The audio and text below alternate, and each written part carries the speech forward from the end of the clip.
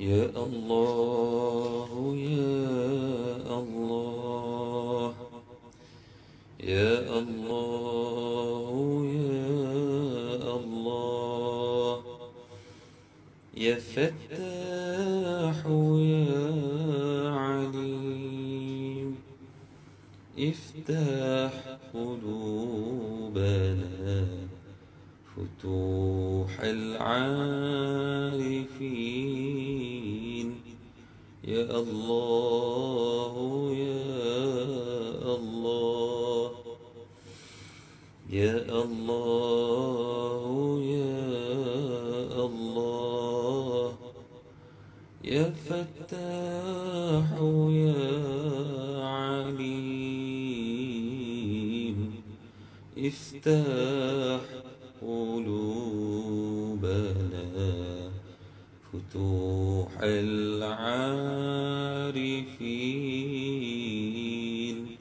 يا الله يا الله يا الله يا الله يا فتاح يا عليم افتح قلوبنا فتوح العارفين.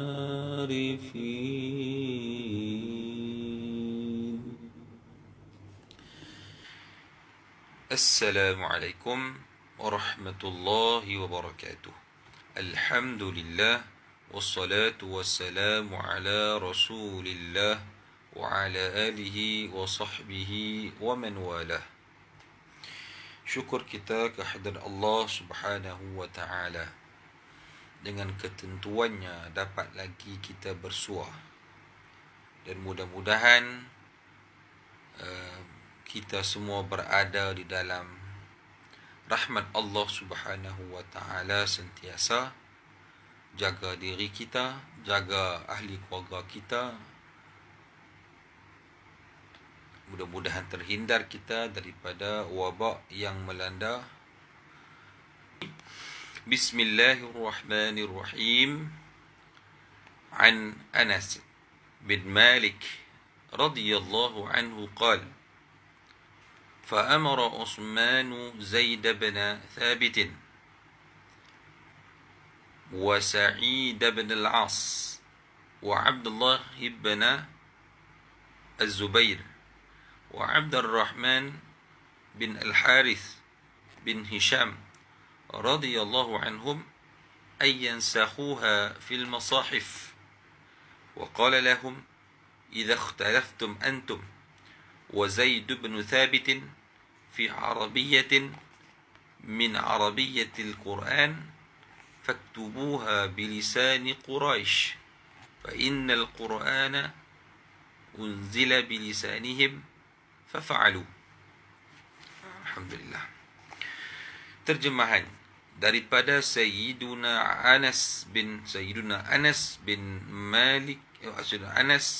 Malik radhiyallahu anhu berkata, Sayyidina Utsman menyuruh Sayyidina Zaid bin Sabit, Sa'id bin Al-As, Abdullah bin Zubair dan Abdurrahman bin Harith bin Hisham radhiyallahu anhum. Berapa orang? 4 orang. Zaid, Sa'id, Abdullah bin Zubair, Abdurrahman. 4. Untuk menulis ayat-ayat Al-Quran di dalam beberapa mushaf. Ini yang berkaitan dengan tarikh mushaf ataupun sejarah penulisan mushaf Al-Quran. Jadi mushaf kita boleh baca dengan mushaf mim dhammah, kita boleh baca dengan mim kasrah mishaf, dan kita juga boleh baca dengan mashaf fathah. Mashaf, mishaf, mushaf, tiga-tiga betul. Ada perkataan dalam bahasa Arab yang dia berubah makna ke mana pun, dia tak berubah makna. Dan ada kalimah bahasa Arab ubah baris lain makna. Lain makna. Jadi kita kena tahu, kita kena hati-hati jugalah yang ni pun. Contohnya barrun. Barrun. Barrun darat. Birrun, bir kebaikan.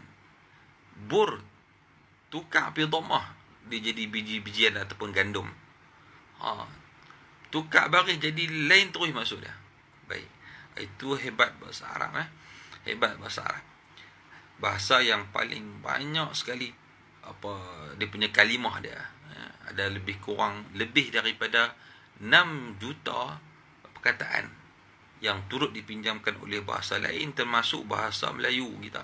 Kan banyak kan bahasa Melayu yang kita ambil daripada perkataan bahasa Arab. Kata Sayyidina Uthman radhiyallahu anhu, sekiranya berlaku perselisihan antara kamu semua dan Zaid. Baik, sebenarnya perkara ini panjang juga kalau nak dibahaskan.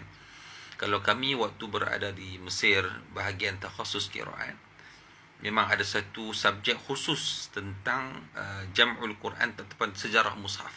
Sejarah mushaf. Semenjak zaman Rasulullah sampailah zaman kita pada hari ini, sebenarnya ada perubahan, bukanlah perubahan macam mana, penambah baikan ataupun kita kata untuk memudahkanlah lebih kurang.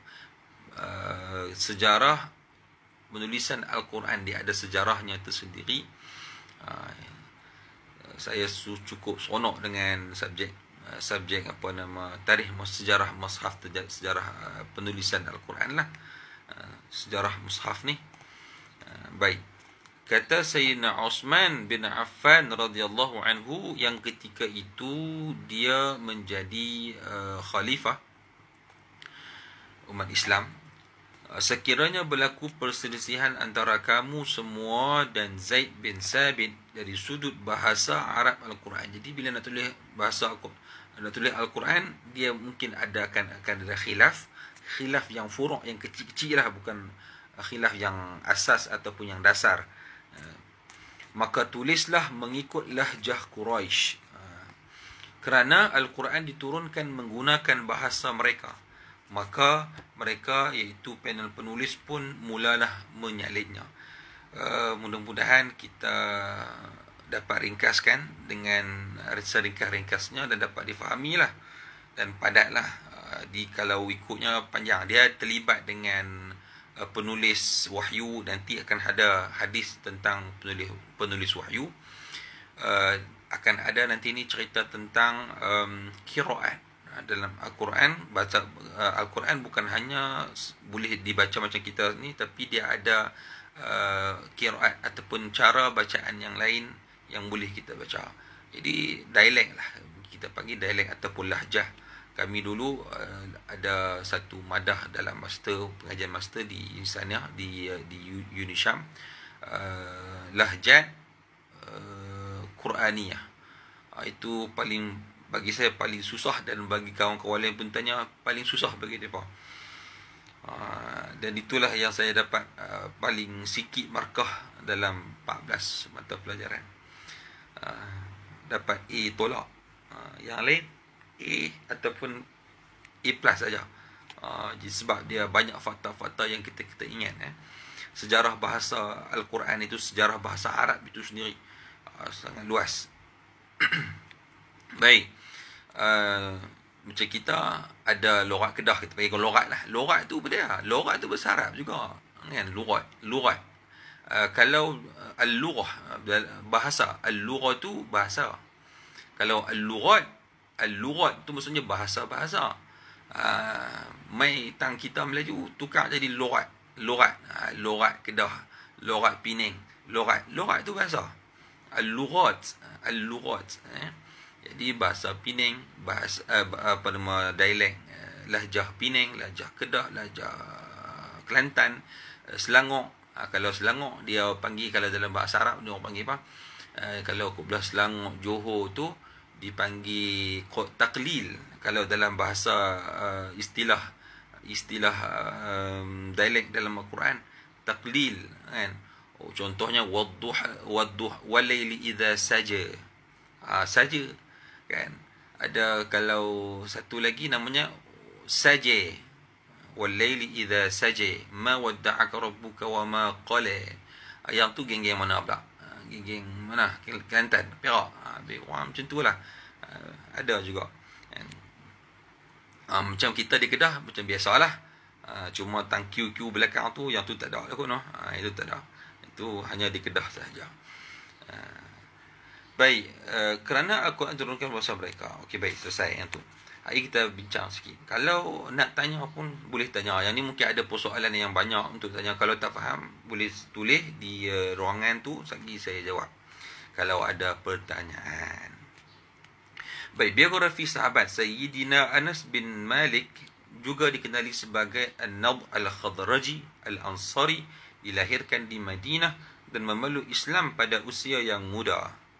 Ibu Anas radhiyallahu anha, di sini tulis radhiyallahu anhu, radhiyallahu anha, bernama Ummu Sulaim binti Milhan bin ibni Khalid ibni Zaid ibni Haram.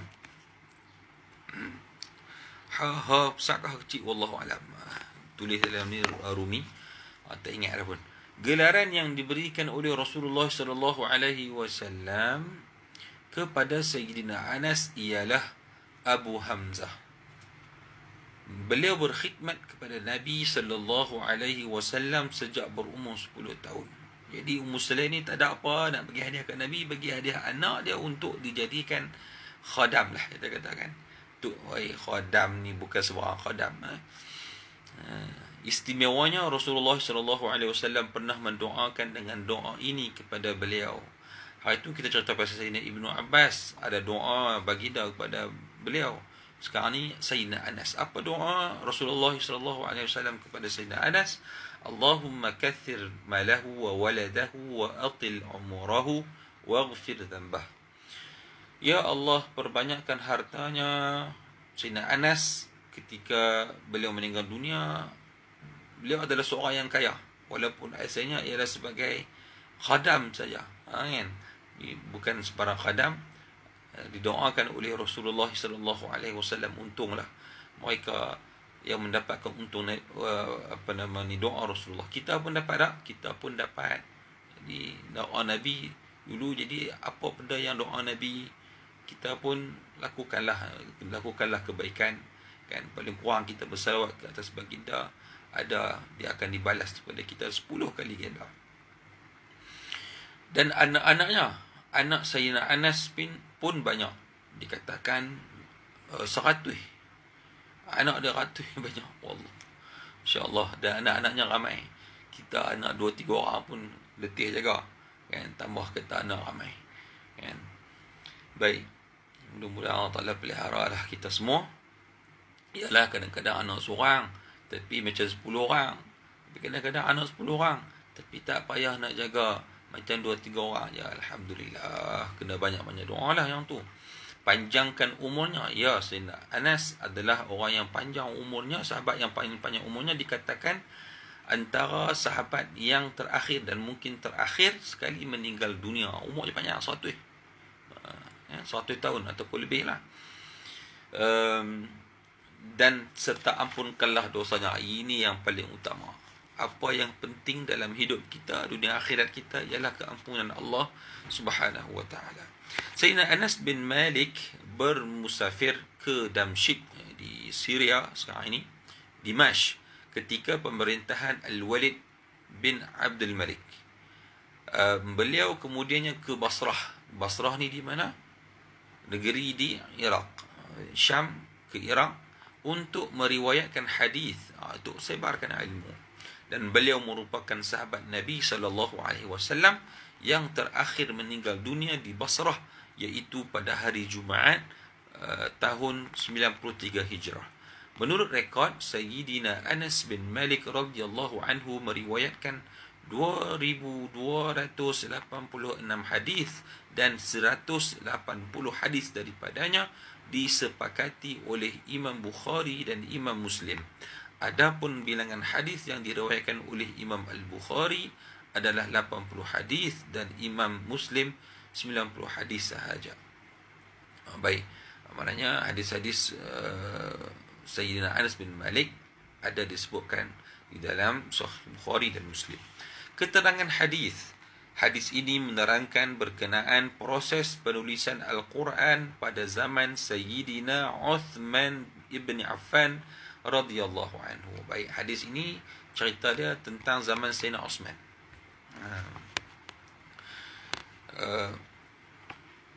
Dan hadis ini riwayat Bukhari, riwayat Al-Imam Al-Bukhari 4984.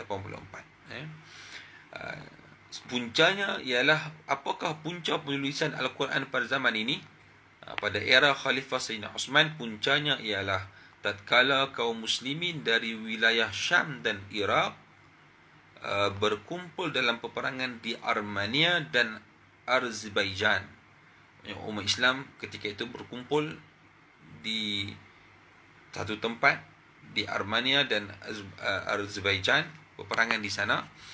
Berlaku perselisihan faham. Jadi bila duduk sama-sama orang Islam yang mereka ni mai daripada berbagai-bagai wilayah, ada mai daripada tanah Arab, Mekah, Madinah, ada mai daripada Basrah, ada mai daripada Dimash, ada mai daripada mungkin Yaman, beberapa tempat yang mereka berhimpun di situ, berkumpul untuk berperang.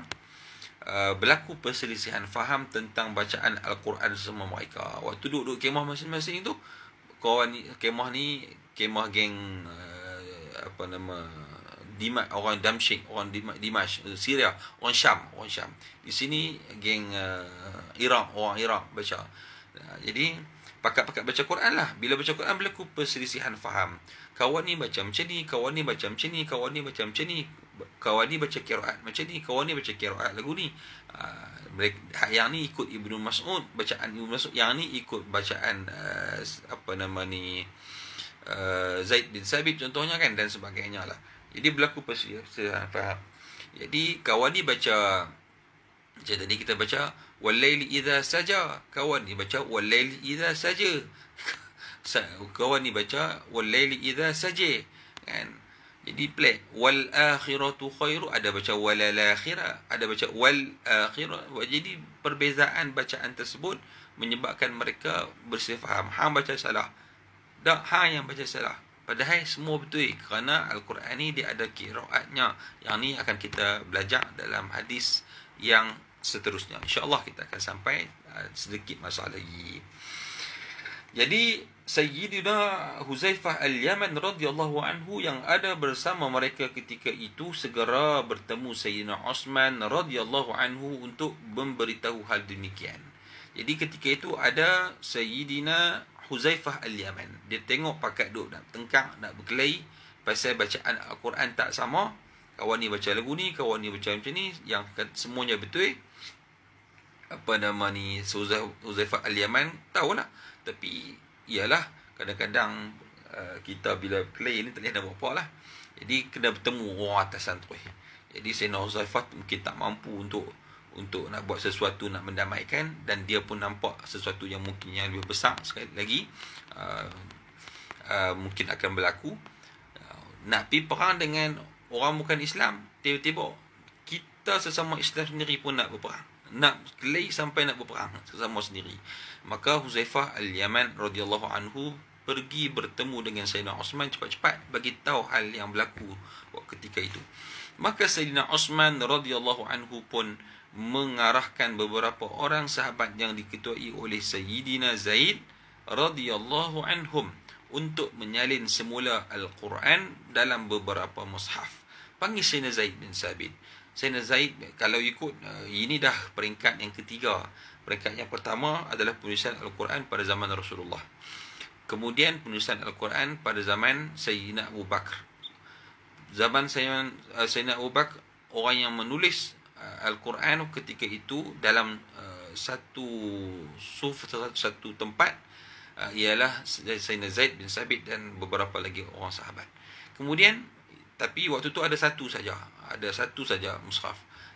Pada peperangan Yamamah meninggal ataupun gugur syahid ramai daripada kalangan huffaz Al-Quran peperangan Yamamah, maka Sayyidina Abu Bakar pun mengarahkan Sayyidina Zaid bin Sabit untuk menulis Al-Quran dalam satu mushaf. Yang ketika itu Al-Quran dia kita kata berselera. Ada di sini, ada di sana, ada yang di atas tulang, ada yang atas kulit dan sebagainya. Dihimpunkan satu suhaf, satu tempat untuk mengelakkan Al-Quran akan hilang dan takkan lagi dibaca selepas zaman mereka. Akibat kematian para hufaz. Penting untuk kita kerana pada hari ini dipertikaikan orang yang hufaz. Ada orang yang kata buat apa hafal Quran, kita dah ada mushaf, ada di telefon, ada di mushaf. Ya, tak payahlah kita doa apa, yang penting kita faham isi kandungannya. Ada pemikiran yang begitu. Dia tak baca sejarah pun. Tapi yang kadang-kadang kita heran juga, yang kata macam tu bukan orang yang jahil, orang yang berpendidikan. Yalah, orang bukan semua cerdik semua kan. Tak boleh nak panjang cerita lagi, lambat nak habis ni. Ada sikit lagi semula Al-Quran dalam mushaf. Jadi tulis semula. Jadi ada perbezaan penulisan pada zaman Rasulullah, penulisan Al-Quran pada zaman Sayyidina Abu Bakar, dan ada perbezaan pada zaman Sayyidina Osman. Dan tujuan pun berbeza-beza. Sayyidina Abu Bakar untuk mengelakkan Al-Quran itu hilang terus, tak ada orang yang baca kerana kehilangan para hufaz.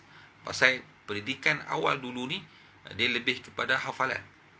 Ada banyak sebab lah, nanti kita ada masa kita bincang lagi. Zaman Sayyidina Osman ni untuk mengelakkan perselisihan faham, bacaan sama-sama antara umat Islam. Yang ketika itu Islam dah menyebar luas, termasuk kepada orang yang bukan Arab. Baik. Seterusnya mushaf-mushaf tersebut dihantar ke beberapa wilayah umat Islam sebagai panduan kaum muslimin di sana. Mana zaman Sayyidina Abu Bakar, Al-Quran itu hanya satu tempat ataupun satu suhuf atau satu mushaf saja, dikumpulkan di satu tempat, kan? Kemudian itu saja. Untuk yang ketiga, pada zaman Sayyidina Osman disalin semula, dan disalin itu dalam beberapa mushaf, dan mushaf-mushaf tersebut dihantar ke beberapa wilayah. Antaranya dihantar ke Syam satu, dihantar ke Basrah satu, dihantar ke Kufah satu, di Madinah ada satu, di Mekah hantar satu, dikatakan di Yaman pun ada satu, dan beberapa tempat itu khilaf. Itu khilaf. Nanti kita tengok ada depan di sini. Para ulama berselisih pendapat tentang bilangan mushaf Al-Quran yang disalin. Pandangan yang masyhur menyatakan bahawa 5 naskhah mushaf. Pandangan ini sampai 7, katakan ada disalin 7. Kan? Paling banyak dikatakan salin 7 ataupun 8 macam tu. Saya ingat 7. Kan? Jadi ada di sini nota kaki disebut di Fathul Bari. Footnote dia kata dalam Fathul Bari, boleh rujuk dalam Fathul Bari. Paling sikit dikatakan disalin 4 salinan lah, mushaf dihantar. Yang tulisan yang kita baca pada hari ini adalah daripada sana, daripada ketika Sayyidina Umar. Sebab tu kita panggil mushaf kita mushaf Al-Quran, mushaf Al-Quran Osmani, mushaf resam Osmani. Disandarkan kepada Sayyidina Osman tu ketika inilah, kan, diselaraskan, penulisannya diselaraskan. Jadi hadis yang diriwayatkan dengan beberapa riwayat yang masyhur ini menerangkan bahawa bahasa Arab Quraisy adalah bahasa rasmi Al-Quran. Dia ada bahasa rasmi Al-Quran. Macam kita di Malaysia, bahasa kebangsaan kita adalah bahasa Melayu.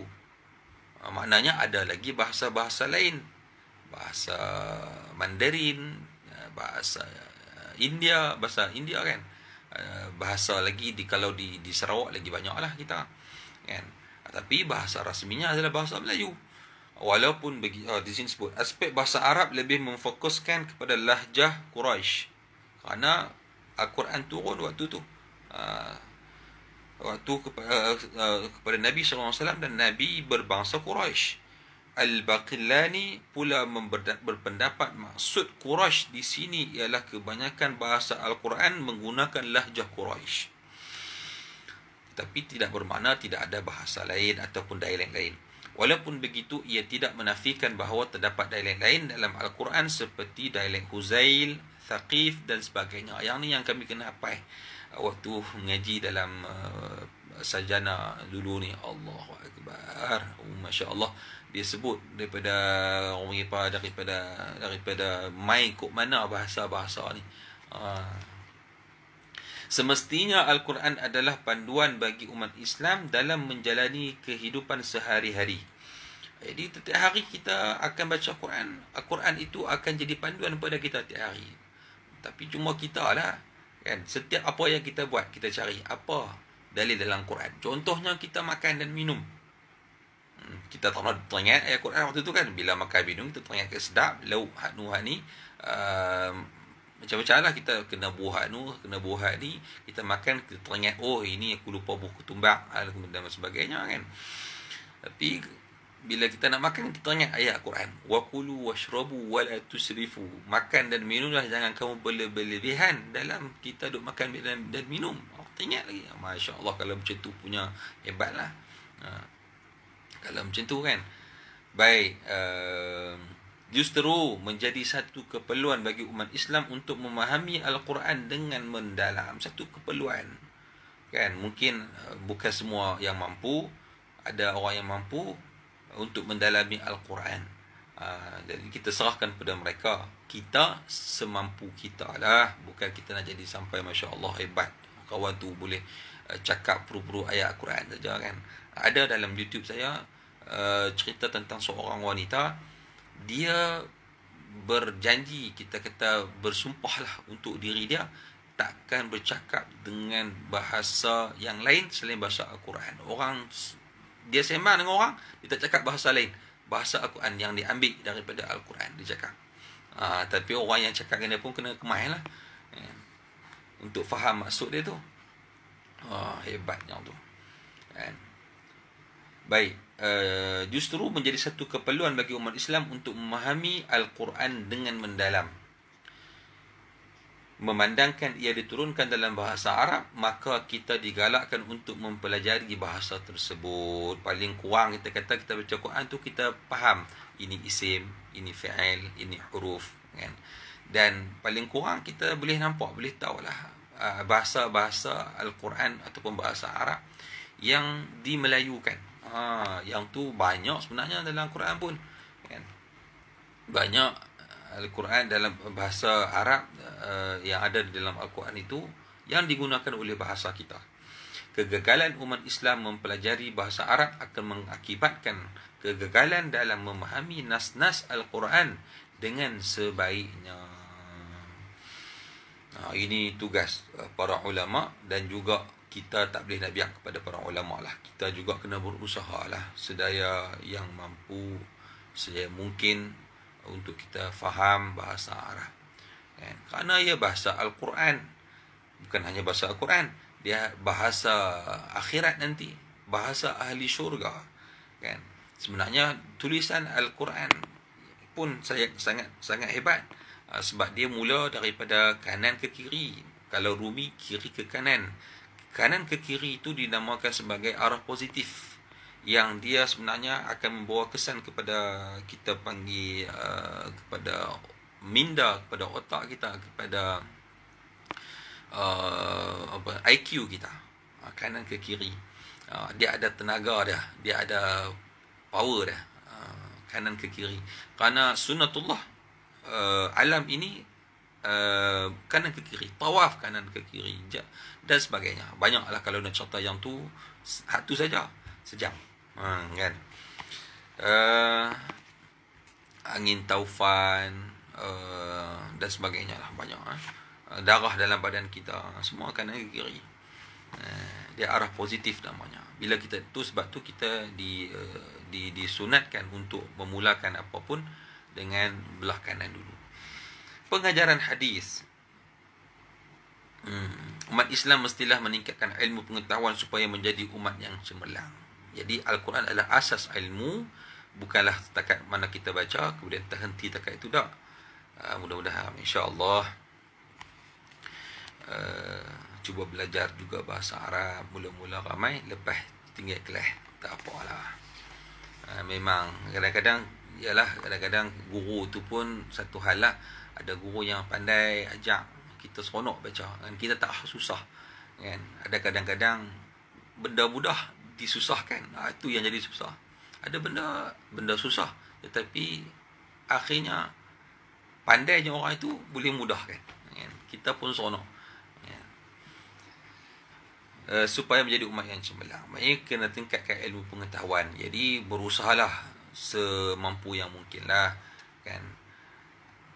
Setakat mana yang kita mampu, jangan tak buat lagi abang dah tak mampu dah kan.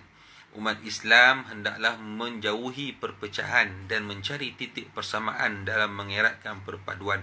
Ini yang kita kena jaga. Asasnya adalah Al-Quran.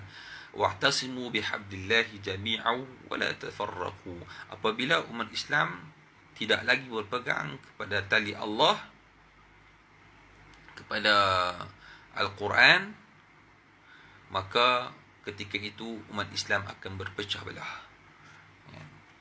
Ada satu video pendek yang mereka duk buat. Mereka pergi tanya orang Arab sendiri, hantar tak surah Al-Ikhlas? Dia tanya orang kok jalan lah, orang kok jalan ni hantar tak surah Ikhlas? Biasa macam pernah dengar, tapi surah apa? Dia kata Qul huwallahu ahad. Baru dia boleh baca. Macam kita pun sama lah, tak tahu nama kan, tak tahu nama. Baca surah An-Nas, surah An-Nas ni surah apa? Qul a'udzu birabbin nas, baru dia boleh baca kan. Ada di kalangan orang Arab yang beragama Islam sendiri pun tak tahu pada membaca surah-surah ayat lazim. Katakan Melayu ada orang Arab pun. Baik, bila pegangan ataupun kita dengan Al-Quran, jarak kita dengan Al-Quran itu jauh, maka itulah yang menjadikan kita umat Islam lemah. Pemimpin yang ketiga, pemimpin berjiwa besar dan berwibawa, sentiasa prihatin dan berpandangan jauh dalam mendepani isu-isu dan cabaran semasa. Ini kita cerita pasal Sayyidina Osman bin Affan, cerita pasal Sayyidina Huzaifah al-Yaman. Bila tengok keadaan yang kacau bilau, perselisihan faham sampai nak berperang antara kaum Islam, orang Islam, tentang bacaan-bacaan yang ada dalam Al-Quran. Seorang baca lagu ni, seorang baca qiraat ni, seorang baca qiraat ni. Maka ketika itu pemimpin kena cepat-cepat menyelesaikan masalah orang bawahannya. Tidak akan jadi masalah. Tidak akan jadi masalah yang lebih besar. Kadang-kadang dia buat begitu, dia buat keputusan macam itu sebab dia nampak kalau tidak diputuskan, ke depan dia akan jadi besar. Maknanya pemimpin mesti seorang yang berpandangan jauh, dan dia mesti cepat untuk menyelesaikan masalah umat ataupun rakyat dia. Cabaran-cabaran semasa tu dia akan mai selalu. Jadi bukan semua orang yang mampu untuk sebegitu. Mudah-mudahan kita juga dikurniakan kepada kita pemimpin, khususnya di Malaysia, pemimpin yang berwibawa, berpandangan jauh, yang kuat pegangan agamanya, insya-Allah. Amin. Amin ya rabbal alamin. Saya ingat sekadar itu yang boleh saya sampaikan pada pagi ini. Mudah-mudahan esok pagi kita bertemu semula, insya-Allah. Rasanya penerangan yang macam ni dah cukup dah kot. Untuk kalau nak ikut tu ada berbagai-bagai lagi lah. Tapi kalau nak bincang hadis ni sebenarnya sangat panjang. Sebenarnya asal hadis ni pun panjang. Tapi kita ambil yang tang mana? Kita ambil tang dia punya bahasa Al-Quran adalah bahasa Arab yang kita sangat digalakkan untuk kita mempelajari semampu mungkin lah sebagai orang awam. Tapi kalau para ulama untuk jadi orang yang istinbat hukum dan sebagainya, memang dia perlu pakar lah kepada bahasa Arab. Wallahu a'lam, sallallahu ala sayyidina Muhammad wa ala alihi wa sahbihi wasallam. Terima kasih. Assalamualaikum warahmatullahi wabarakatuh.